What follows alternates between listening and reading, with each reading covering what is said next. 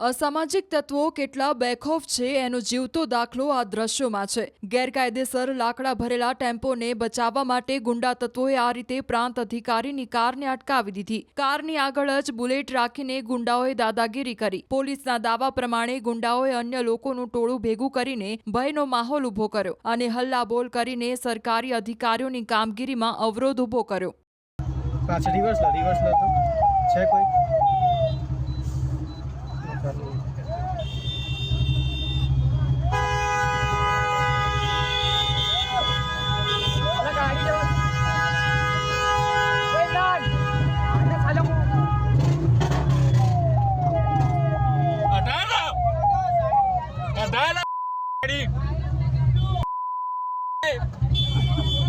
એકવીસ માર્ચે ગોધરા પ્રાંત અધિકારી અને તેમની ટીમે ગેરકાયદેસર લાકડા ભરીને જઈ રહેલા ટેમ્પોને પકડ્યો હતો। જો કે અધવચ્ચે ચા પીવાનું બહાનું કરીને ડ્રાઈવર ઉતર્યો। આ દરમિયાન અન્ય એક ચાલક આવીને ટેમ્પો લઈને ભાગી ગયો। આ દરમિયાન ટીમ પાછળ ગઈ તો ગુંડાઓ આ રીતે અવરોધ ઊભા કરવા લાગ્યા।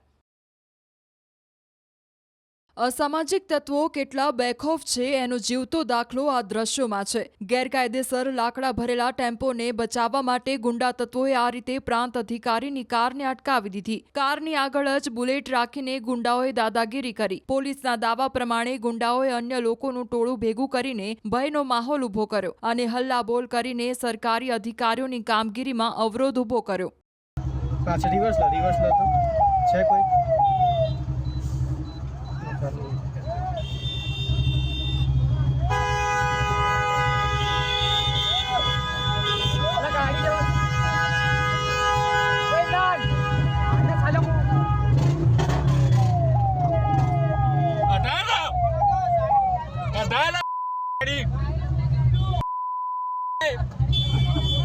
એકવીસ માર્ચે ગોધરા પ્રાંત અધિકારી અને તેમની ટીમે ગેરકાયદેસર લાકડા ભરીને જઈ રહેલા ટેમ્પોને પકડ્યો હતો। જો કે અધવચ્ચે ચા પીવાનું બહાનું કરીને ડ્રાઈવર ઉતર્યો। આ દરમિયાન અન્ય એક ચાલક આવીને ટેમ્પો લઈને ભાગી ગયો। આ દરમિયાન ટીમ પાછળ ગઈ તો ગુંડાઓ આ રીતે અવરોધ ઊભા કરવા લાગ્યા।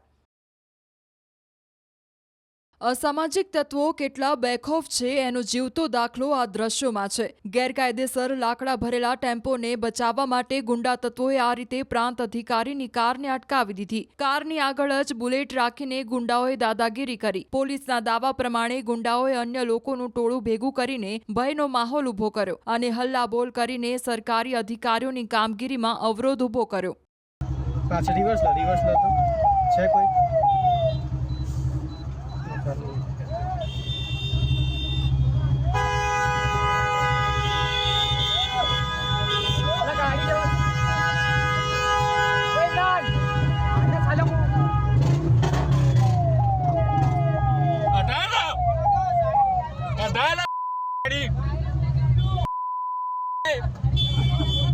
એકવીસ માર્ચે ગોધરા પ્રાંત અધિકારી અને તેમની ટીમે ગેરકાયદેસર લાકડા ભરીને જઈ રહેલા ટેમ્પોને પકડ્યો હતો। જો કે અધવચ્ચે ચા પીવાનું બહાનું કરીને ડ્રાઈવર ઉતર્યો। આ દરમિયાન અન્ય એક ચાલક આવીને ટેમ્પો લઈને ભાગી ગયો। આ દરમિયાન ટીમ પાછળ ગઈ તો ગુંડાઓ આ રીતે અવરોધ ઊભા કરવા લાગ્યા।